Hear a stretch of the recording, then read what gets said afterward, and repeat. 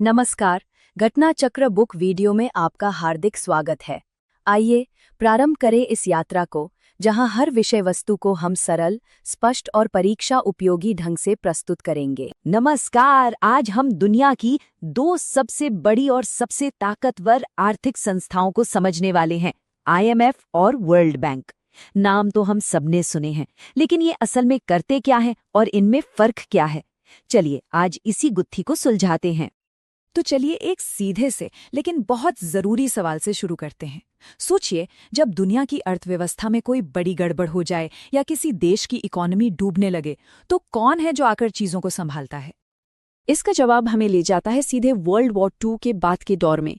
साल था 1944, जगह थी ब्रेटन वुड्स, जहां दो बड़े खिलाड़ी सामने आए, इंटरनेशनल मॉनेटरी फंड यानी IMF और वर्ल्ड बैंक। आगे हम क्या क्या देखने वाले हैं?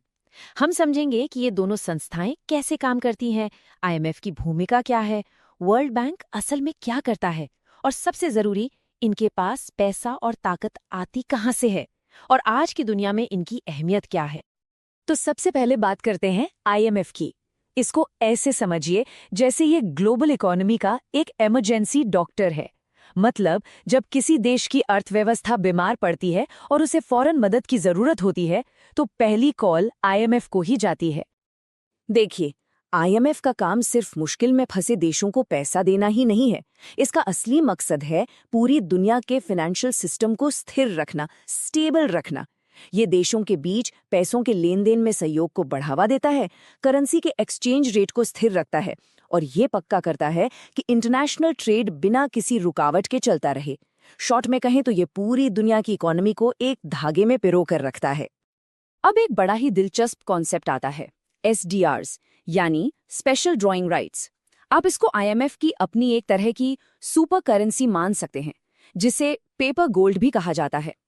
इसकी जो वैल्यू है वो दुनिया की 5 सबसे बड़ी करेंसीज डॉलर, यूरो, युआन, येन और पाउंड को मिलाकर तय होती है। ये देशों को डॉलर पर अपनी निर्भरता कम करने का एक और रास्ता देता है।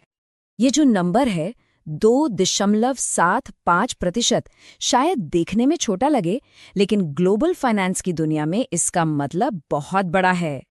ये नंबर IMF में भारत की हिस्सेदारी यानी उसके कोटे को दिखाता है, और इस कोटे के साथ भारत इस फंड का 8वां सबसे बड़ा हिस्सेदार बन जाता है। ये दिखाता है कि आज ग्लोबल इकोनॉमी में भारत की आवाज कितनी अहम हो चुकी है। चलिए अब IMF से आगे बढ़ते हैं और रुख करते हैं वर्ल्ड बैंक की तरफ। अगर IMF इमरजेंसी डॉक्टर है, तो वर्ल्ड बैंक को आप एक लॉन्ग टर्म डेवलपमेंट कोच की तरह सोच सकते हैं। इसका काम फौरी संकट सुलझाना नहीं, बल्कि गरीबी कम करना और देशों को लंबे समय के लिए मजबूत बनाना है।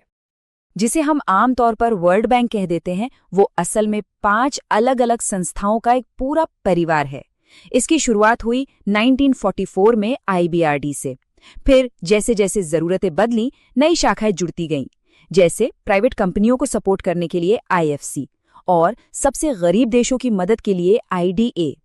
बाकी की 2 संस्थाएं इन्वेस्टमेंट से जुड़े विवाद और जोखिमों को देखती हैं। इन 3 मुख्य शाखाओं को और आसान भाषा में समझते हैं।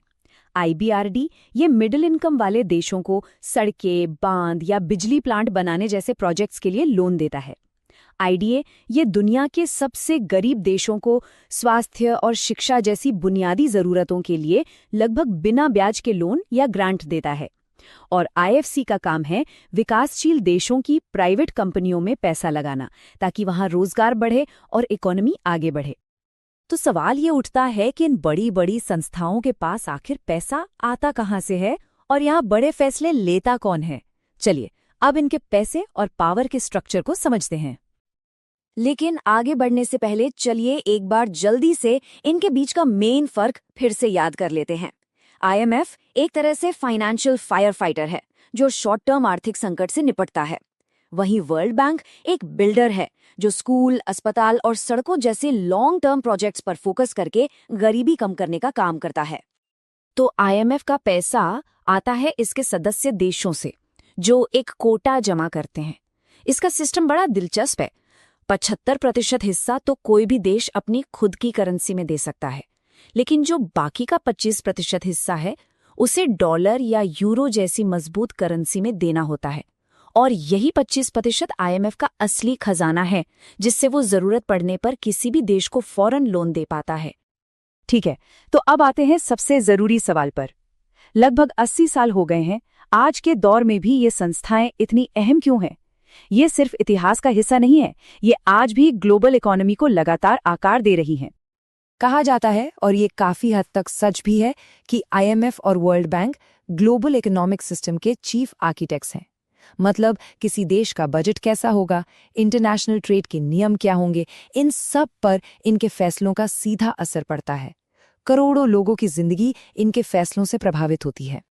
और हम इसी एक सवाल के साथ आपको छोड़े जाते हैं कि आज की इस तेजी से बदलती दुनिया में, जहां क्लाइमेट चेंज से लेकर डिजिटल करेंसी तक इतनी नई चुनौतियां हैं, इन 80 साल पुरानी संस्थाओं को प्रासंगिक बने रहने के लिए खुद को कैसे बदलना होगा?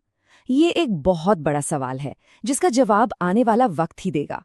हमारे साथ जुड़ने के लिए धन्यवाद।